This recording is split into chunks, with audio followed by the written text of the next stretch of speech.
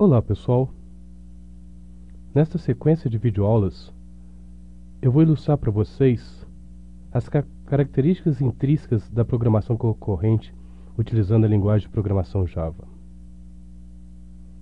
Para tanto, esta revisão de como podemos programar de forma concorrente com a linguagem Java será feita em várias videoaulas em diversas partes e nós usaremos como base os exemplos previstos no livro Java Como Programar do Deitel, nona edição em inglês. Existe a tradução desse livro para o português nas sexta e oitavas edições pela editora Pearson.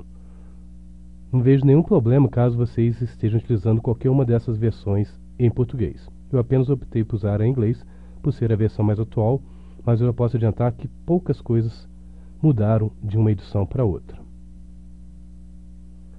Assim, diversos objetivos dentro dessa sequência de videoaulas que ilustra a forma de trabalharmos com programação concorrente Java. Dentre esses objetivos, eu posso destacar a discussão do que vem a ser threads e por que elas são úteis. Nós também vamos discutir como que as threads permitem a gestão das nossas atividades concorrentes, mesmo quando temos apenas um processador em nosso computador.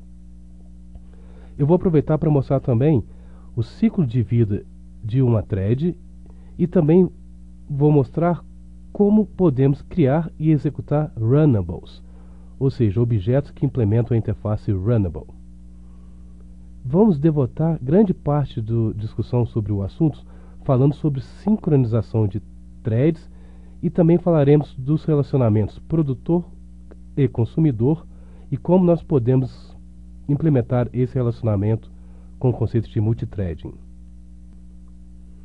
Já mais para o final dessa sequência de videoaulas, nós vamos trabalhar um pouco com classes de interface gráfica com o usuário, utilizando o framework Swing, e vamos mais especificamente verificar como que podemos utilizar esse framework de maneira segura para o uso de threads.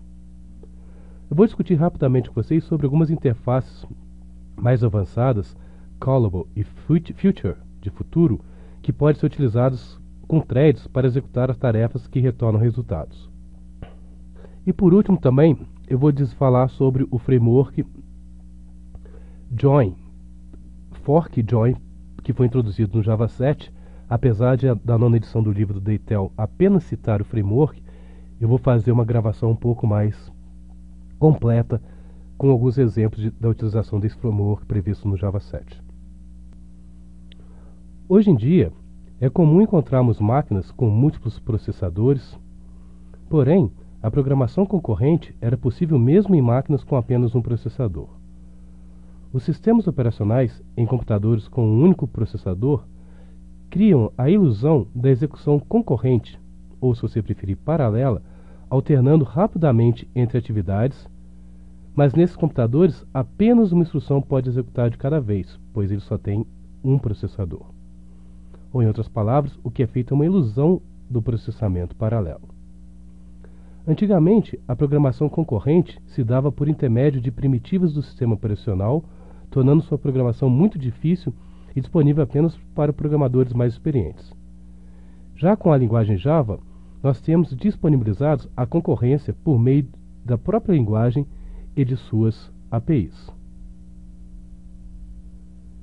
Em Java, você especifica que o aplicativo contém o que é chamado threads de execução, separadas, sendo que cada thread tem a sua própria pilha de chamadas de método e seu próprio contador de programas.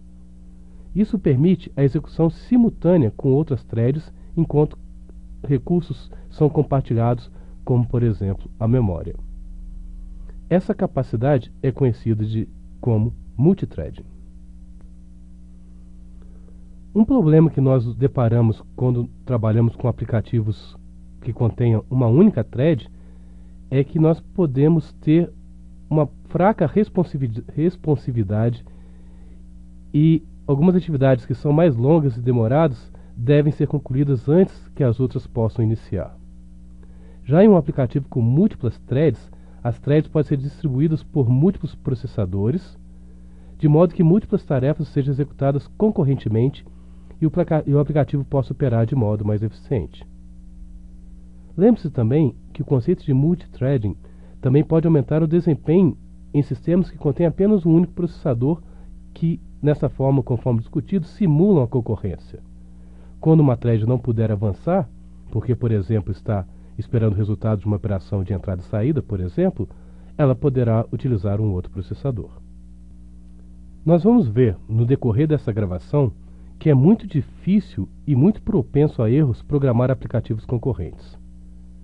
Existem algumas diretrizes que eu vou mostrar para vocês e que nós vamos seguir na sequência dessas gravações.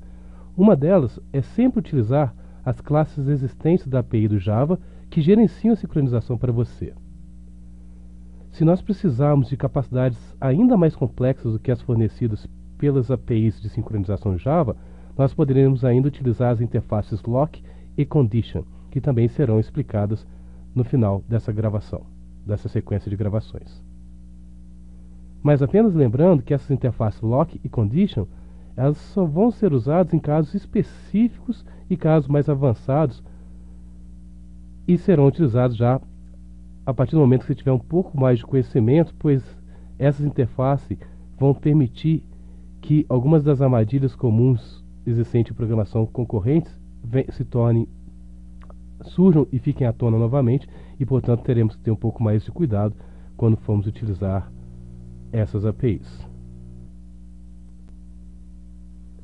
Uma excelente maneira de entendermos bastante como o conceito de threads é implementado na linguagem Java é entendermos o seu ciclo de vida de uma thread e os possíveis estados pelos quais uma thread pode passar ao longo do seu ciclo de vida.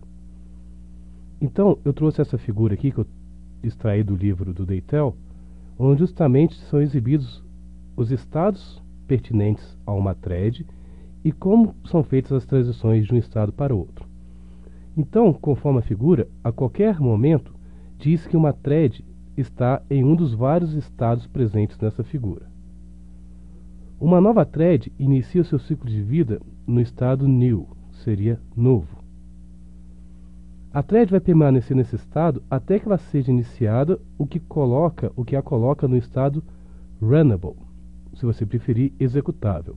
Nós vamos ver que esse estado runnable não necessariamente indica que a thread iniciou a sua execução, mas isso eu discuto daqui a pouco com vocês. Quando então uma thread está no estado runnable, é um estado básico onde a thread poderá executar determinadas tarefas. Mas, como eu disse, não temos a garantia que se você está no estado runnable, ela vai executar. Isso vai depender do seu sistema operacional e eu vou mostrar para vocês numa outra figura daqui a pouco. Às vezes, uma thread que está no estado runnable, ela pode transitar para o estado de espera, waiting, enquanto ela espera, por exemplo, por uma outra thread finalizar uma determinada tarefa. Nós vamos ver que essa transição de runnable para waiting e de waiting para runnable de novo é feito principalmente quando precisamos fazer comunicação entre threads. Já uma thread que esteja no estado executável, ele também pode entrar no estado de espera cronometrada, talvez fosse uma tradução que eu poderia fazer de timed waiting. Basicamente, a ideia é que a thread ela vai passar para esse estado por um intervalo específico de tempo. Ou seja, ela transita para o estado executável quando esse intervalo de tempo expira ou quando o evento pelo qual a thread está esperando vai ocorrer. Então, eu estou em runnable, a minha thread ela pode dormir durante um tempo, um período de tempo. Quando esse tempo expirar, ela volta para o meu estado runnable. O que é importante vocês perceberem é que quando uma thread ela está em um desses estados, tipo waiting ou timed waiting, mesmo que haja um processador disponível, ela não executa. Ela precisa primeiro retornar para o estado runnable, para que aí sim o sistema operacional possa fazer o seu devido escalonamento.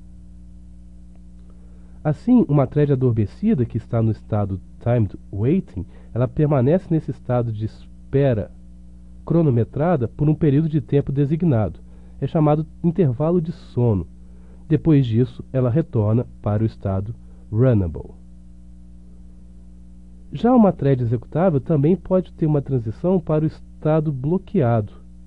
principalmente quando tenta realizar uma tarefa que não pode ser completada imediatamente e deve esperar temporariamente até que essa tarefa seja concluída. O exemplo clássico é quando uma thread tenta fazer uma operação de entrada e saída que vai demorar muito tempo. Nesse momento ela é bloqueada para que assim possa realizar a sua tarefa. E já uma thread também pode migrar para o estado terminado quando ela completa sua tarefa, ou caso, por exemplo, ela termine devido a algum erro ocorrido. Essa figura é muito importante, eu já dou uma dica para vocês, talvez já tire um print screen e guarde essa figura, porque na medida que formos avançando com os exemplos práticos de códigos, uma excelente forma de verificar o correto entendimento de threads em Java é justamente comparar o código com essa figura mostrando os possíveis estados que uma thread se encontra e principalmente quais são os eventos que uma thread dispara, por exemplo, para notificar outras threads. É muito interessante fazer a associação entre o código e esta figura. Conforme dito anteriormente, o estado runnable de uma thread é um estado um pouco especial. Runnable pode ser traduzido como executável. Mas a partir do momento que uma thread sai do estado, por exemplo, estado novo, e cai no estado runnable, nós ainda não temos a garantia que ela vai ser executada prontamente. Esse controle é feito pelo sistema operacional. Então, no nível de sistema operacional, o estado executável, ou runnable, geralmente inclui dois estados separados, que é o estado ready, pronto, e executando, running. Quando uma thread entra pela primeira vez no estado executável, a partir do estado novo, por exemplo, nós dizemos pelo sistema operacional que ela está no estado pronto.